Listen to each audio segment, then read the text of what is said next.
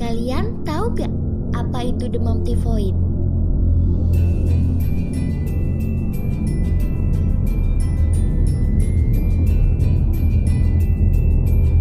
Pernahkah kalian membeli makanan dan melihat lalat hinggap di atasnya?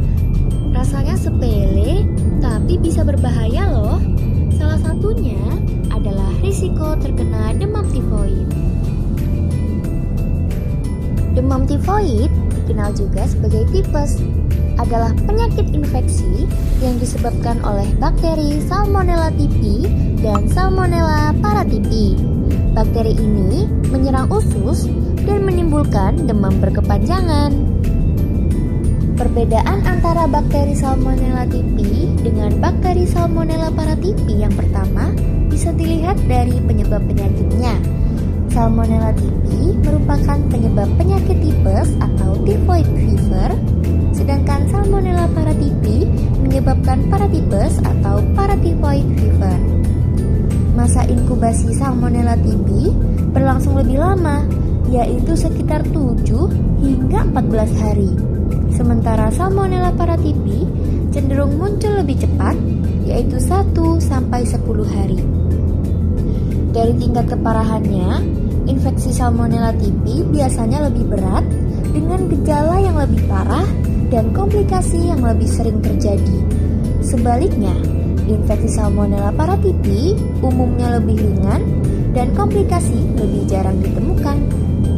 Secara umum, tipes menyebabkan demam yang lebih tinggi dan berlangsung lebih lama. Sedangkan paratipes memiliki gejala yang lebih ringan dan proses pemulihan yang lebih cepat. Untuk pencegahan, saat ini tersedia vaksin khusus untuk Salmonella typhi, namun belum ada vaksin yang efektif untuk Salmonella paratyphi. Salmonella typhi seringkali disamakan dengan penyakit demam berdarah dengue atau DBD, padahal keduanya sangat berbeda. Salmonella typhi adalah bakteri penyebab tipes atau typhoid fever, sedangkan DBD disebabkan oleh virus dengue. Masa inkubasi tipes berlangsung 7 hingga 14 hari dan umumnya lebih lama. Sementara DBD muncul dalam 4 sampai 10 hari setelah seseorang digigit nyamuk yang terinfeksi. Perbedaan yang paling penting adalah cara penularannya. Tipes menular lewat makanan dan minuman yang terkontaminasi atau melalui orang yang menjadi carrier, sedangkan DBD ditularkan melalui gigitan nyamuk Aedes aegypti. Untuk gejalanya, tipes biasanya menyebabkan demam yang cenderung naik turun dan berlangsung lebih lama, sedangkan DBD ditandai demam tinggi yang mendadak, penurunan trombosit, dan bisa muncul ruam merah pada kulit. Waktu bakteri tifoid masuk bersama makanan, sebagian bisa bertahan dan sampai ke usus. Kemudian di usus, bakteri menempel dan mulai mengganggu. Jadi usus meradang sehingga perut bisa terasa sakit, mual, atau diare. Kemudian sebagian bakteri lainnya masuk ke dalam darah dan itu membuat badan menjadi lemas dan demam. Apa saja cara penularannya? Yang pertama, melalui rute fekal oral. Jalur utama penularan tifoid adalah melalui makanan atau minuman yang terkontaminasi kotoran manusia yang membawa bakteri. Ini disebut fecal oral transmission.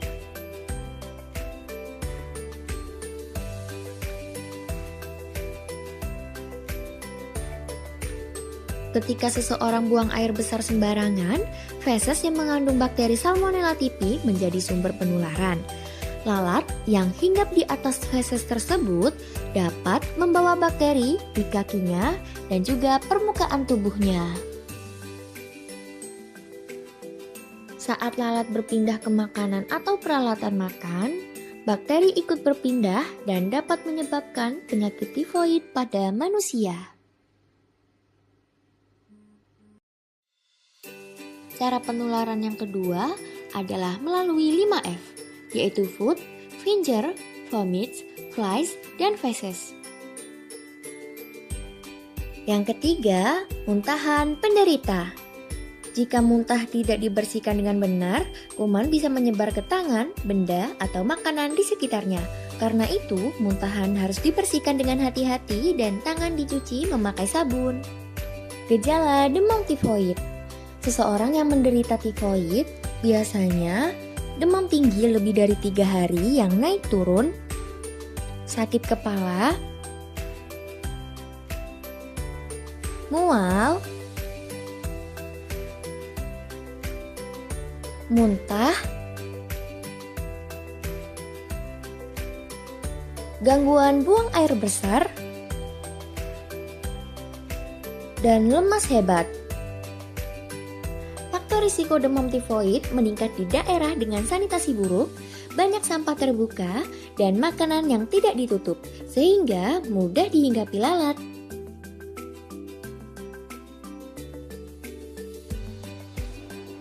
Beberapa kelompok lebih beresiko terkena tifoid, yaitu pekerja yang berhubungan dengan makanan, tenaga kesehatan, orang yang berpergian ke daerah endemis, serta anak-anak. Resiko juga lebih tinggi pada penderita penyakit lambung, orang yang tinggal di daerah dengan sanitasi buruk, mereka yang memiliki gangguan imun, dan individu dengan kebiasaan hidup kurang bersih.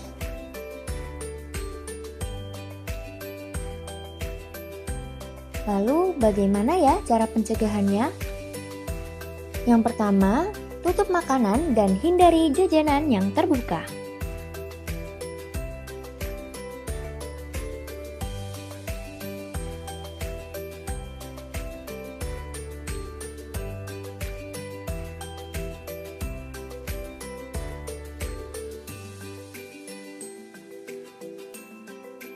Yang kedua, cuci tangan pakai sabun.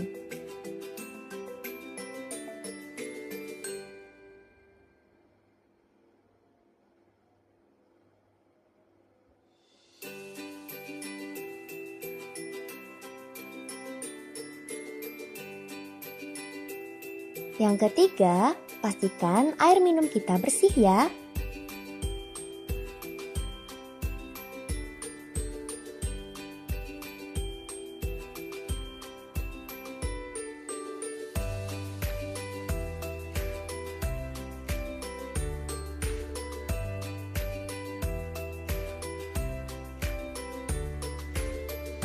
Yang keempat, kita sangat penting untuk mengelola sampah agar bisa menjaga kebersihan lingkungan karena lalat bisa berkembang di daerah yang banyak sampah dan limbah.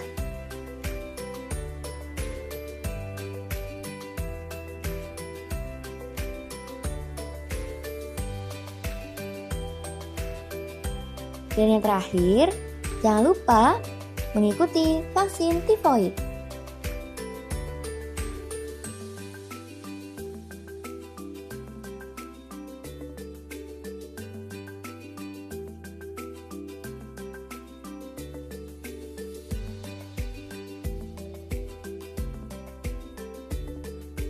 Jangan lupa ya, jaga kebersihan, jaga kesehatan. Sampai jumpa.